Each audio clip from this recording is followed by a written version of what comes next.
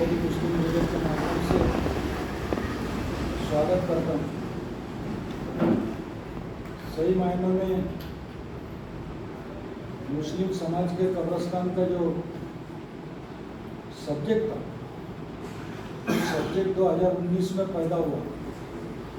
जिस वक्त के अंदर कोरोना आया, कोरोना के अंदर जितने भी कब्रिस्तान थे सब फुल थे। कहीं पे जाने के लिए, दफनाने के लिए जगह मौजूद नहीं थी,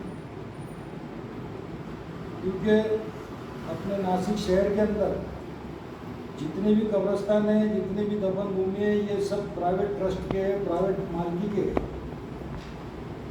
इसकी वजह से वो ट्रस्ट परमिशन देगा तो दफना चल सकते थे, लेकिन कोरोना के पीरियड के अंदर मौतों का प्रमाण ज़्यादा होने की वजह से और वो प्लास्टिक के बैग में डालने की वजह से डिस्पैच होने की कोई चांसेस नहीं थे। और नासिक शहर के अंदर जितने भी कब्रिस्तान हैं ये मुगलों के दौर में दिए गए हैं, इसलिए ज़मीन की क्वालिटी, वो कब्रिस्तान की ज़मीन की जो मिट्टी है वो भी आप किसी बॉडी को डिस्पैच करने के लिए 2 से 3 साल लेती है, जबकि साल भर के अंदर बॉडी डिस्पैच होना चाहिए। लेकिन अभी वो मिट्टी के अंदर ही कस बचा नहीं है, इसलिए बॉडी डिस्पैच नहीं होती। इसलिए कोरोना के वक्त में मसला तैयार हुआ और उस मसले का महानगर पालिका के अंदर, जबकि दफन भूमि के रिजर्वेशन नानावली के अंदर गट नंबर 406 और 407 में गिरे हुए थे, लेकिन आज दिन तक किसी ने उस चीज़ पे तवज्जो नहीं दिया, उस चीज़ की मांग किसी ने नहीं की। कोरोना का पीरियड आया, उसके अंदर से एक पार्ट मुस्लिम समाज को स्टैंडिंग समिति में ठहराव करके दिया गया। उसके साथ में आपको मैंने कॉपी दिया हूँ ठहराव के कॉपी में वडाला कब्रिस्तान के सिलसिले में गट नंबर 63, 64, 65 और 69 का कुछ पार्ट जो था वो भी देने का उसके अंदर ठहराव हुआ। ठहराव होने के बाद में अचानक से कुछ लोगों के पेट में तकलीफ होने लगी और उन्होंने उसके खिलाफ एक निवेदन दिया। वो निवेदन 30/12/10/11 को एक 390 नंबर का ठहराव पास हुआ था। उस ठहराव के अंदर एक चीज़ गौर से सुन लेना, उस ठहराव के अंदर नानावली कब्रिस्तान और वडाला कब्रिस्तान ये दोनों विषय, एक ही विषय नहीं है उसमें, नानावली कब्रिस्तान, तो दोनों विषय के ऊपर डिसीजन हुआ था। लेकिन 30/12/2020 को स्टैंडिंग कमेटी के अंदर जो लोग मौजूद थे उसमें से 10 लोगों ने एक लेटर दिया भारतीय जनता पार्टी के स्टैंडिंग कमेटी के सदस्य के लेटर हेड के ऊपर कि ये दफन भूमि मुस्लिम समाज को नहीं देना चाहिए। ये जमीन जो है वो लिंगायत समाज की है, गोसावी समाज की है, ऐसे विरोध किया। महानगर पालिका के अंदर बीजेपी का शासन होने की वजह से 10/11/2020 को ठहराव नंबर 521 पास हुआ। उस ठहराव के अंदर 390 नंबर का ठहराव रद्द करने का उन्होंने निर्णय लिया। अब उसके अंदर स्टैंडिंग समिति में जितने भी सदस्य मौजूद थे, जिन्होंने ये ठहराव पास किया था, वो भी मौजूद थे, लेकिन किसी ने वहां पे विरोध करने की, विरोध जताने की कोशिश नहीं की है।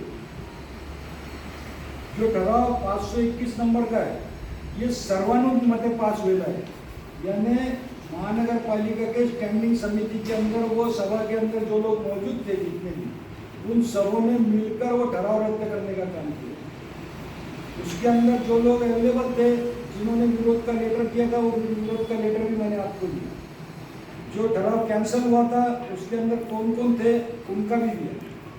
अब जब जिन्होंने विरोध किया था वो आज कब हमारे महानगर पालिका के 2019 से लेकर आज दिन तक किसी भी पार्टी ने, राजकीय पार्टी ने या किसी भी संगठन ने रास्ते पे उतर के आंदोलन नहीं किया है। शायद आप पत्रकार लोगों के पास में अगर उसका कोई एविडेंस मौजूद होगा तो वो दे सकते कि ये पार्टी काम कर रही थी कब्रिस्तान के लिए, ये संगठन ने काम किया था, ये पार्टी ने काम किया। सिर्फ छत्रपति शिवाजी मुस्लिम ब्रिगेड के माध्यम से नासिक शहर के मुस्लिम समाज को इकट्ठा करके हमने सिर्फ ब्रिगेड के झंडे तले मुस्लिम समाज का आंदोलन कॉरपोरेशन के ऊपर 2019 से शुरू किया। उसके बाद में 2020 के अंदर महानगर पालिका बर्खास्त हो गई। कॉरपोरेशन के अंदर प्रशासन कोई निर्णय लेने के लिए तैयार नहीं था। उस वक्त में जो गठनेता थे, आखिरी महासभा थी, जितने भी पार्टियों के गठनेता थे, चाहे राष्ट्रवादी होंगी, कांग्रेस होंगी, शिवसेना होंगी, बीजेपी होंगी, सब गठनेताओं को हमने हमारे लेटर पैड के माध्यम से उनको एक निवेदन दिया था कि आप लोग इस महासभा में आवाज उठाइए, लेकिन किसी ने उसके ऊपर तवज्जो नहीं दी और आखिर में मजबूर होके हमने 2021 के अंदर मुंबई उच्च न्यायालय में याचिका दाखिल की, जनहित याचिका दाखिल की। उस जनहित याचिका के माध्यम से याचिका नंबर 32/2021, ये 1.5 साल चली याचिका।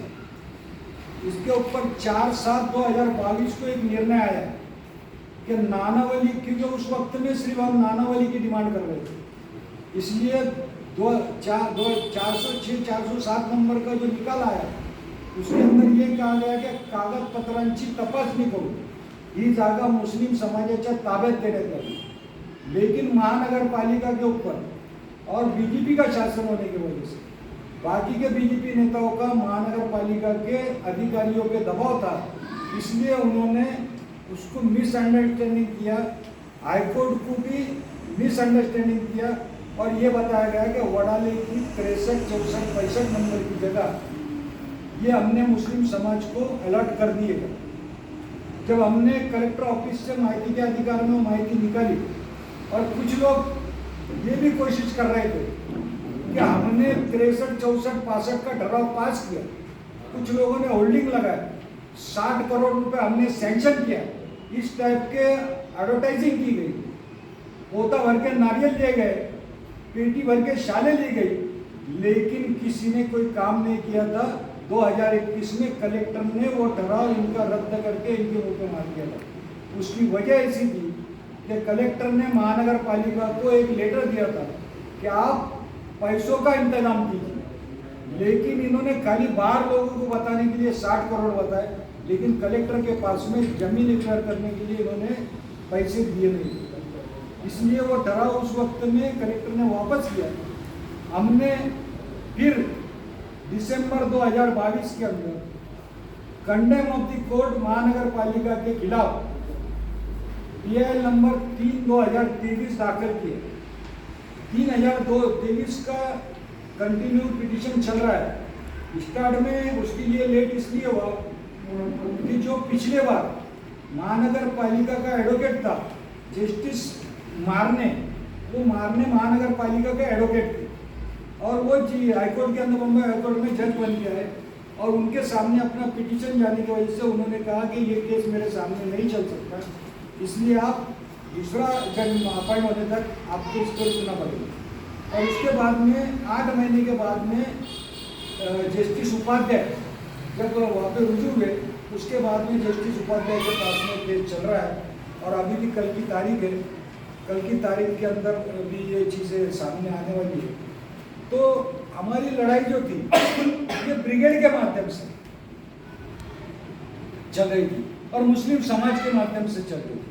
हमने रास्ते पे मस्जिदों के सामने भीख मांग के चंदा किया। हमने किसी को, कुछ लोगों से हमने फरमाइश की थी कि आप दीजिए, हमको रास्ते को मत उतरने दीजिए, रास्ते पे दीजिए। लेकिन क्या था कि एक के पीछे कितने दिन तक भागता और काम जो था वो काम करना जरूरी था। अगर वो काम हाथ से निकल जाता तो आज भी ना होता। आज कोर्ट का दबाव था महानगर पालिका के, इसलिए महानगर पालिका ने ये ठहराव पास, ये आज 6 करोड़ 9 लाख रुपए का चेक जो है वो कलेक्टर को दिया है। अभी भी बहुत काम बाकी है उसके अंदर, लेकिन कुछ लोगों ने अपनी प्रसिद्धि के लिए, अपनी एडवर्टाइजमेंट के लिए 1.5 लाख रुपए की एड दी गई देशदूत के अंदर। हम निषेध करते हैं वो चीज का कि आपने विरोध किया था, आपने विरोध किया था। विरोध के ठराव की कॉपी मैंने तुम्हारे को दिया हो, उनकी साइन की कॉपी दिया हो, इसलिए हम उनका निषेध करते हैं कि क्रेडिट लो। तुमने अगर तुमको सत्कार करने का था तो आयुक्त का सत्कार करने का था, लेकिन अपने पार्टी ने कभी आंदोलन की नहीं, अपनी पार्टी कभी रास्ते पे आई नहीं, उस पार्टी का सिंबल लेकर, उस पार्टी का नाम लेकर आपने एडवर्टाइज की। इसलिए आज मुझे ये पत्रकार परिषद लेना पड़ी। इसके ऊपर आपको अगर कोई सवाल पूछने तो जो जाहिरात आई है, वो जाहिरात में आप सबके फोटो है। हाँ। फोटो किसने दिए? वो जो फोटो है वो हमसे जो मांगे गए थे, वो इसलिए मांगे गए थे कि आप सबका अभिनंदन करते हैं। किसने मांगा था? कोणी मागितले होते तुमच्याकडे? आमच्याकडे मुजाहिद शेख, हा? मुजाहिद शेखनी मागितले होते, जाहिरात कोणी टाकली ती? त्यांनी टाकली होती आणि राहुल दिवेने एक टाकली होती आणि मुजाहिद शेखनी. तुम्ही असं पत्रकार परिषदेमध्ये कोणाचं नाव घेतले, तुम्ही फक्त पक्षाचे नावं घेताय. नाही नाही नाही नाही. ज्यांचे या ठरावामध्ये नावं आहे हो. त्यांचे नावं घ्यायला आपल्याला काय अडचण नाही. आपण कोर्टात गेलेलो. बरोबर. तुम्ही ज्यांच्या ठरावामध्ये नावं आहे त्यांचे नावं घ्या ना. ज्यांच्या ठरावामध्ये आहे त्यांचे नावं घ्या ना. राहुल दिवे यांनी त्या गोष्टीला विरोध केला होता. होल्डिंगला होल्डिंग कोणी लावलं, विरोध कोणी केला, तर तुमचे फोटो कोणी मागितले, फोटो कशासाठी मागितले, आमचे आपण फोटो फोटो मागितले होते. कोर्टापर्यंत गेले, आमचे फोटो आपल्या जे फोटोचा वापर केला गेला. आमचे फोटो जे मागितले होते ते मुजाहिद शेखनी मागितले. सर्वात पहिला महत्त्वाचा विषय आहे का महानगरपालिकेतून ही प्रोसिजर अजूनपर्यंत पूर्ण झालेली नाही. जी जागा अजूनपर्यंत म्हणजे जमीन मालकाला फक्त चेक इश्यू झाला, जमीन मालकाला अजून पैसे त्याच्या अकाउंटमध्ये गेले नाही. त्याच्या अगोदरच हे लिकेज यू फॉल कुठून आले, हा सर्वात महत्त्वाचा विषय त्याचा. जागा हस्तांतरित केली आणि नाही अजून. अजूनपर्यंत झालेली नाही. चेक आत्ताशी आला. महानगरपालिकेने आजपर्यंत पैसे दिले नव्हते. मागील कलेक्टरला तीन चार वेळेस आम्ही भेट झाली आणि तिथे आम्ही टाकलेलं होतं प्रपोजल. भूसंपादनाची कारवाई सुरू झाली होती, मोजणी सुरू झाली होती आणि जागेचं त्यांचं तडजोड चालू होती त्या जागा मालकाची, जिल्हाधिकाऱ्यांची. तर जिल्हाधिकाऱ्यांनी महानगरपालिकेला आदेश केले होते की तुम्ही पैसे अकाउंटला टाका, आम्ही यांच्याशी हे करून देऊ. त्यातला फक्त तो चेक इश्यू झाला 1 तारखेला, 1 तारीख, 1 ऑगस्टला चेक इश्यू झाला. तो चेक इश्यू झालेली कॉपी या लोकांच्या हाती कुठून आली, हा सर्वात महत्त्वाचा संशोधनाचा विषय. कोणाला इश्यू झाला तो? Collector office. Collector office. जिल्हा प्रशासन. भूसंपादनचा एक रूल आहे ते सेक्शन 19 मध्ये कलेक्टरला तुम्ही पैसे भरा, मग कलेक्टर ऑर्डर करणार आणि भूसंपादित जी कमिटी आहे ते डिपार्टमेंट आहे ते मालकाला मग पैसे देणार, असा सेक्शन 19 म्हणतो भूसंपादित मध्ये. पण आता भूसंपादित झालेली फक्त चेक इश्यू झालेला आहे आणि भूसंपादन झालेलं नाही अजून. हां भूसंपादन नाही झाले. भूसंपादन झालेलं आहे, झालेलं आहे, पण त्याच्या अकाउंटमध्ये त्याच्या अकाउंटमध्ये पैसे अजून गेलेले गेलेले नाही ना पैसे मालकाचे. पण जर अमाऊंट गेलेली तर भूसंपादन कसं काय झालं? ते सरकारी रेटनुसार जिल्हाधिकाऱ्यांच्या अधिकारामध्ये ते भूसंपादन झाले.